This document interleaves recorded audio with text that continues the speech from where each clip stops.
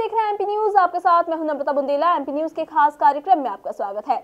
जैसे जैसे लोकसभा चुनाव नजदीक आते जा रहे हैं, दिग्गज नेताओं की रैलियों और सभा को संबोधित करने का सिलसिला लगातार तेज होता जा रहा है। और अब इसी कड़ी में प्रधानमंत्री नरेंद्र मोदी धार आ रहे हैं 5 मार्च को। जी हां, प्रधानमंत्री नरेंद्र मोदी पहले इंदौर आएंगे, इंदौर से धार जाएंगे और वहां पर सभा को संबोधित करेंगे, रैली का आयोजन करेंगे। हमारे संवाददाता राहुल इस वक्त हमसे जुड़े हुए हैं। राहुल, बताइए कि किस तरह की तैयारियां की गई हैं प्रधानमंत्री नरेंद्र मोदी के इस दौरे को लेकर, क्योंकि वो पहले इंदौर आएंगे और इंदौर से धार जाएंगे, तो इंदौर से लेकर धार तक किस तरह की व्यवस्थाओं का इंतजाम किया गया है, किस तरह की सुरक्षा व्यवस्था की गई है? जो निश्चित तौर पर नम्रता, यदि हम बात करें प्रधानमंत्री मोदी की, ये जो दौरा है ये पहले रद्द हुआ था एयर सर्जिकल स्ट्राइक के बाद, और ये बड़ा ही अहम दौरा माना जा रहा है, जिसको लेकर कवायद तेज हो गई है। वहीं अगर हम धार की बात करें तो धार के पीजी कॉलेज में इसको लेकर पूरी तैयारियां शुरू हो गई है।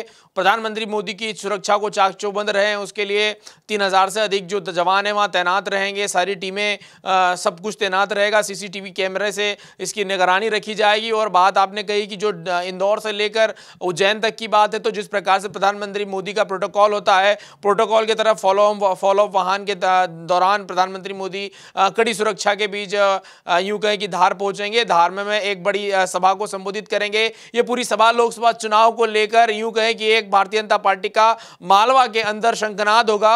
मैं बताना चाहता हूं, आगामी लोकसभा चुनाव को लेकर अब तैयारियां तेज हो गई है। वहीं प्रधानमंत्री मोदी का दौरा बहुत ही अहम माना जा रहा है और जिसको लेकर तैयारियां पूरी हो चुकी है। भारतीय जनता पार्टी भीड़ जुटाने में पूरी तरह जुटी हुई है, तो वहीं प्रशासन भी चाक चौबंद व्यवस्था के मद्देनजर कमर कसे हुए हैं।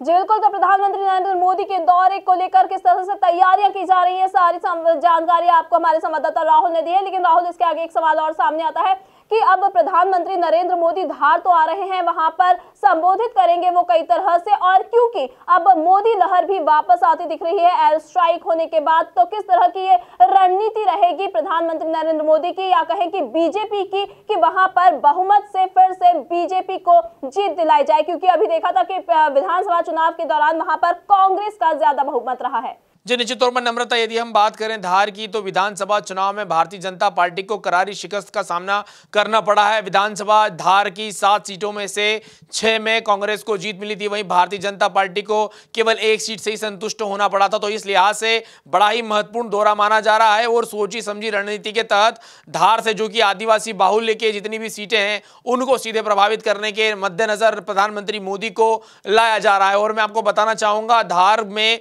जो लोकसभा सीट है उसको लेकर भी मंथन कहीं ना कहीं शुरू हो गया है, कवायद तेज हो गई। तो ऐसे में प्रधानमंत्री मोदी का ये जो दौरा है बहुत ही अहम माना जा रहा है। इस लिहाज से भारतीय जनता पार्टी फिर से कार्यकर्ताओं में जान फूंकते हुए नजर आएगी। जी बिल्कुल, तो देखने वाली बात होगी कि प्रधानमंत्री नरेंद्र मोदी के इस दौरे के बाद मोदी लहर, और या कहा जाए कि मोदी मैजिक कितना चल पाता है धार में, या पूरे अगर मध्य प्रदेश की बात करें तो पूरे मध्य प्रदेश में मोदी का जादू किस तरह से काम कर दिखाएगा, ये देखने वाली बात होगी लोकसभा चुनाव के मद्देनजर। ताजा तरीन खबरों के लिए आप बने रहिए हमारे साथ, देखते रहिए एमपी न्यूज। नमस्कार।